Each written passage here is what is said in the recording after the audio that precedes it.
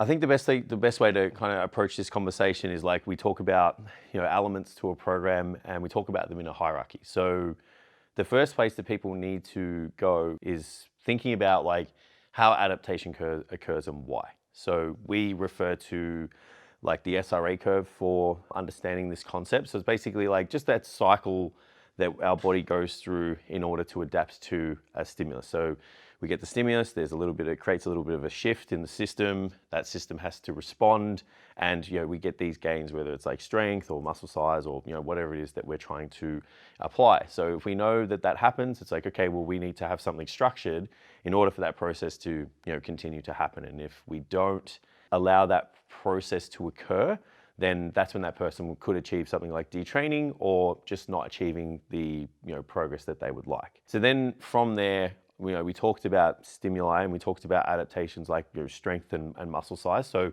those things are specific, and we need to think about, okay, well, how do we get those specific stimuli into a program? So that's where moving on from the Sra curve, something like the SAID principle, that specific adaptation of imposed demand, starts to really get specific with what the program should look like, rep ranges, maybe volume considerations, those kind of things, because how we stress that system out is going to be quite important when it comes to how it responds. So we don't train powerlifters like we would bodybuilders, and we don't train bodybuilders like we would maybe gem pop clients who want to improve their body composition. We would then think about the other elements of the program that are really important. So having some form of like progressive nature in programming is one of the focal points that we need to adhere to, because we're essentially setting the bar every week when we step into the gym. And our body is going to try its best to meet those demands.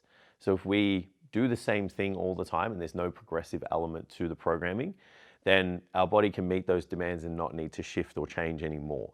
So this is where like progressive overload comes in, and people talk about it all the time, but it's basically trying to challenge that system, being stronger, lifting more reps, maybe adjusting training frequency, those kind of things, with the idea of going into the gym and over a period of time, because it might not happen in a linear fashion, striving to be better and gauge their progress. Things like increasing reps, increasing the total load on the bar, so you might increment that over the weeks to try and lift more. Adjusting time, which in a strength training environment is probably not that advisable, but you can make manipulations in rest periods and time of the actual total workout. So something like adding a density approach to it, trying to get more work done in the same time or something like that. And then you've got the frequency, so you can increase training frequency for somebody over a period of time, and they're generally the main things that we use for progressive overload. So then I guess like working down the hierarchy, we've got rep ranges. So rep ranges essentially, because they're relative to the intensity that we lift. So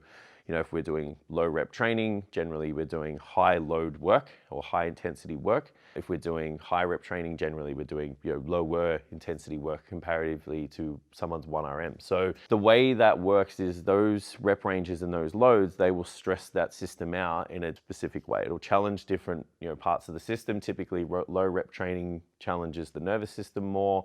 Higher or moderate or high rep training more so would challenge, say like the musculature of the body. How we program or how we set out those rep ranges is that specificity. It is that, trying to get this stimulus that is about the goal that person is trying to achieve, and then obviously taking into consideration their capabilities, making sure they can do things in a safe fashion. Because even though an athlete wants to be stronger, if they're a new trainee, it's like, how valuable is it putting them under a bar and exposing them to heavy loads, even though those things are, I guess, quote unquote, like traditional ways to make someone stronger. It's like we still need to take into consideration, like, is this person going to be able to complete these things, and are they going to be able to do it safely? So reps and I guess like load or intensity kind of go, hand in hand. The next thing we would talk about in terms of this hierarchy is just like that effort in training, which is pretty paramount when it comes to that linear progression and creating those shifts in the system and getting these adaptations that clients want. We use a scale to rank effort,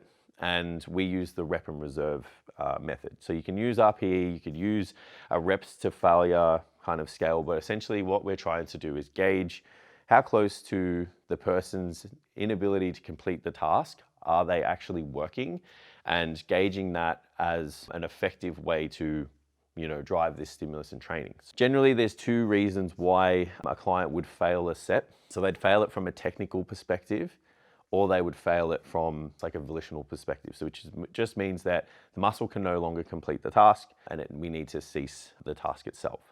Now we're trying to train it as close to that volitional kind of point, that volitional fatigue, because we're essentially like challenging that system to a point where it can no longer complete it from, and it's not a skill-based reason of why we failed. Generally, we'll scale that rep in reserve, based off the intensity and based off the actual exercise itself. So what that means is like heavier loadings. So let's just say, maybe like 3 to 5 or 1 to 5 reps. We generally don't have to train as close to failure.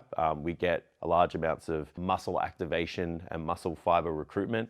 So we can stop, say around 2 to 4 reps from failure and get an adaptation in terms of strength and muscle size, and also obviously making it safer for the athlete.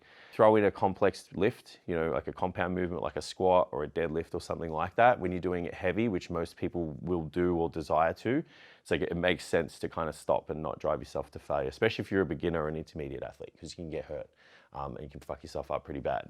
That rep and reserve scale starts to narrow as the reps kind of go up. So as the reps and the load goes, or the load goes down and the reps go up, so we get to that, like moderate rep range. Let's say it's about 6 to 12. This is very loosely, like it's not set in stone. But then the rep and reserve window starts to narrow, and that's when we can start to, I guess like want to push closer to failure. Like you don't have to push entirely to failure, but it's like maybe stopping about 2 reps, 1 to 2 reps short. This is because of the load that we're exposing it to. It's not as heavy, so it's going to take longer for us to, fatigue those muscles, get a shorter contractile velocity, start to increase, intramuscular force and drive that stimulus up and get closer to, failure and get all that recruitment that we're talking about.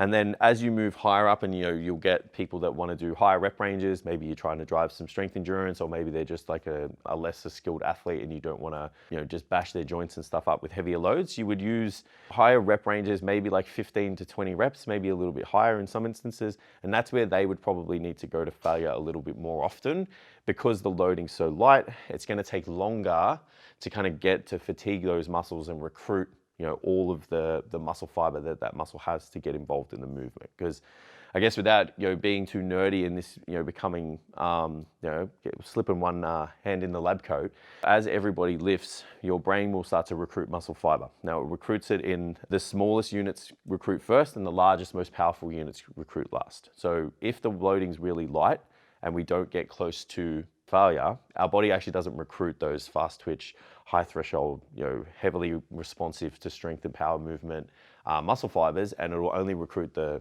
lower threshold, smaller contracting muscle fiber units. And I guess like progressively over time, we're not going to be able to achieve the adaptations that we want from that. But when we have higher rep training, it's just easier. Higher rep training is a cheat code, because we walk in, we grab a heavy load, and our brain goes, cool, it's all hands on deck. But there's obviously a trade-off with that. Sometimes it can be fatiguing, and sometimes it can be like really complex to lift a weight if you have a client who's newer to training. So this is where the nuances of exercise and programming really start to come together. So I think like if we were to wrap up like the main components at the start with like the things that I would think about, it would definitely be Sra Curve, the SAID principle, and then it'd be working down the hierarchy of the elements of the program. So like we've talked about, making sure that there's a progressive component to it, reps, effort, and intensity. So they would be the major things that I'd be talking about first.